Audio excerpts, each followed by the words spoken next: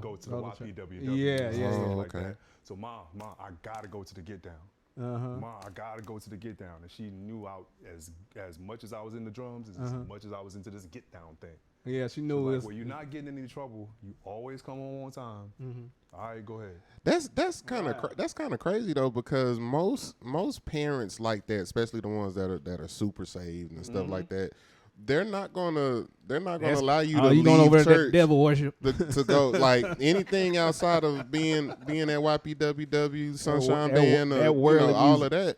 Yeah. They're not gonna let you go. Yeah. She told me later the reason. She was like, "Well, I know me, and if any of me is in you, you was gonna do it regardless." Yeah. Oh, so okay. let me let you. Oh yeah, because you gonna be going anyway without permission. Let me let you go and give you a time to come home.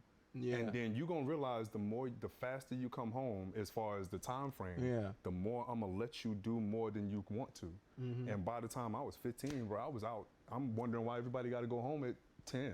I'm going home at 1:30, 2 o'clock in the morning. And everybody looking at like. She was high key teaching you responsibility. Absolutely. Yeah. So but it was little by little. It wasn't like, all right, you came home at 1 today, can come home at 2 tomorrow. No, it was just little by little, and wasn't even talked about.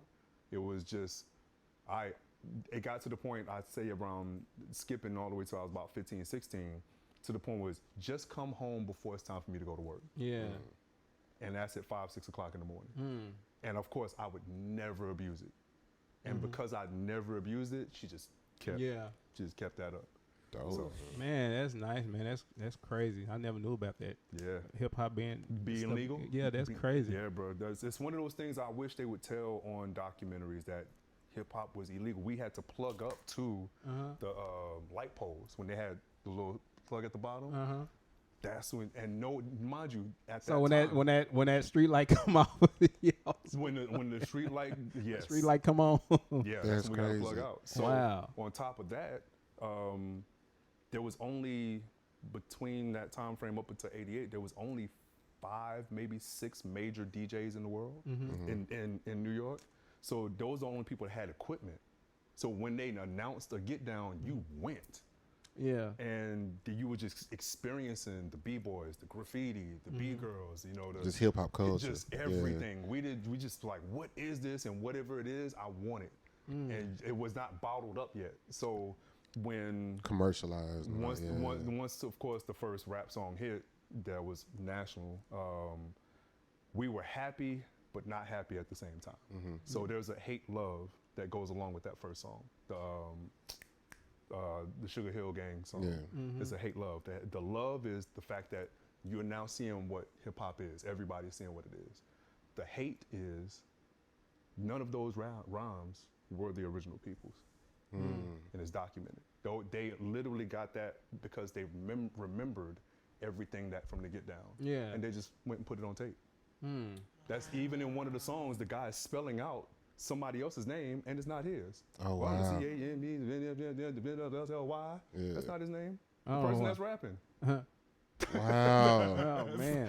Wow. Teachers. And you know, it's funny because I was going to ask you, later on, like where your love for hip hop came from. But you grew up in the Mecca. Bro, it's in my blood. You was at Ground Zero. You was there. Wow. Wow, that's crazy, man. So my drumming love meshed with that. So I learned how to play drums through that one person, but I learned how to play. My feeling for it, my actual feel, came from listening to drum breaks, not knowing I'm listening to James Brown, James Brown samples, jazz, not knowing I'm listening to rock music. Yeah, all from one genre. Yeah, it's all in one. I'm just learning all the breaks. Did you ever go to places like I know it's it's like pretty much part of hip hop culture? It's called the Tunnel. Oh yes. You went to the Tunnel? Bro. Yeah. I almost got stabbed in there before. Oh, really? Man. Yeah, because they thought I was somebody else. For the people who don't know, just real quick, tell them about the Tunnel. What's the? Oh man. What's the Tunnel? All right, the Tunnel is this very legendary hip hop spot that every major person that's even still going as legends, you had to come to this spot. You had to be there. It's just one of those spots. Long story short, it is very, very dangerous. Because it is also a place because of the unfortunate word I have to use, this pandemic of crack era. happened right at the same time as hip hop is flourishing. So they're selling everything there, and a lot of gangs and a lot of people that are territorial mesh with a whole bunch of hip hop culture people, and that's why it was so dangerous to be there, because there's people that's there just to have a good time. There's people that are trying to help you have a good time with stuff that give you stuff, and then there's people that's being territorial. No, that's my. Yeah. That red top is me. So why you got a red top? Yeah. You know, so you got all of that happening, and so all these guns and knives comes out, and they thought I was somebody. Wow. And I was like, I'm not that dude. And it was like, just show me what everything you have. So I literally had to pull out everything I had out my pockets, including my shoes, to let them know I wasn't hiding anything in my shoes. The dude had a knife on me and had it right here. Dang. Wow. And he was like, all right. You was almost out of here. Man, any hip hop documentary, like real hip hop documentary that you see, they're going to talk about the tunnel. They're going to talk about the greatness of it. It's your best parties, the best. It just, it's.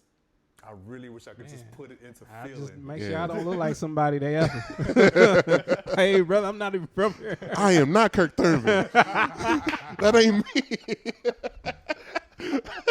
That's funny. Man. That is one of like many hip hop places that if you're really into hip hop and from New York, if you haven't been there, you can't really say you're a hip hop head. You can't really say that you were born into this, because that's just one of those places you had to go. I didn't know what it was until it became what it was after I was doing it.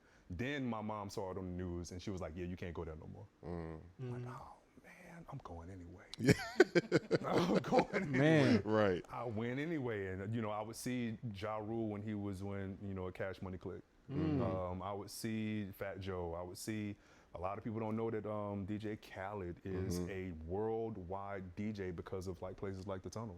Wow. Before he became what he is now, he was the guy holding the crates for like, all the major people. So his come up is really not as what everybody see it is. That's the finish line of what they see. Yeah. They don't see him, coming from the start, bottom. And the reason why he's so inspirational, he's so inward inspirational to himself.